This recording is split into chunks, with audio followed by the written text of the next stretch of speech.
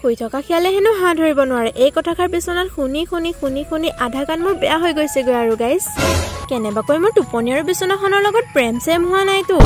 বাৰু বাদ দিয়ক এইফালে আকৌ ৰাতিপুৱা আইতাকেইজনী আহি আমাৰ ঘৰৰ পদূলিতে শেৱালি ফুল বুটলি আছিল পাছে গাইছ ময়ো কমটি বস্তু নহয় আকৌ ফুলখিনি বুটলি থকা দেখিও মই তেওঁলোকক সুধিছো যে ফুল পোৱা নাই যদি কওক মই গছজোপাকে জোকাৰি দিওঁ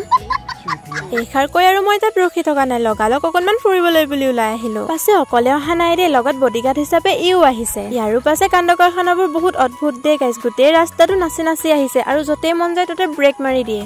য'তেই পাই ততে ৰৈ দিয়ে ইয়াক আকৌ মই পাছফালৰ পৰা খেদিবলগীয়া হয় তেতিয়াহে ই ঘৰলৈ বুলি মন কৰে বাৰু সেইবোৰ বাদ দিয়ক ঘৰলৈ আহি ধুনীয়াকে ৰবাব টেঙা কাটিলো ৰবাব টেঙা হেনো সুদা পেটত খাব লাগে তেতিয়া হেনো বহুত ক্ষেত্ৰতে ভাল সৰুতে যে টেঙা কাটি চকুত বাকলি মাৰিছিলো সেইটো বাৰু পাহৰি গৈছে নেকি মই পাছে পাহৰা নাই দেই ধুনীয়া একাপ গাখীৰৰ চাহেৰে আজি দিনটো আৰম্ভ কৰিলো চাদৰ এখন দহি বাতিবলৈ অৰ্ডাৰ দিয়া আছিলে সেইটো মই কমপ্লিট কৰি ললো বাৰু আজিলৈ আহিছো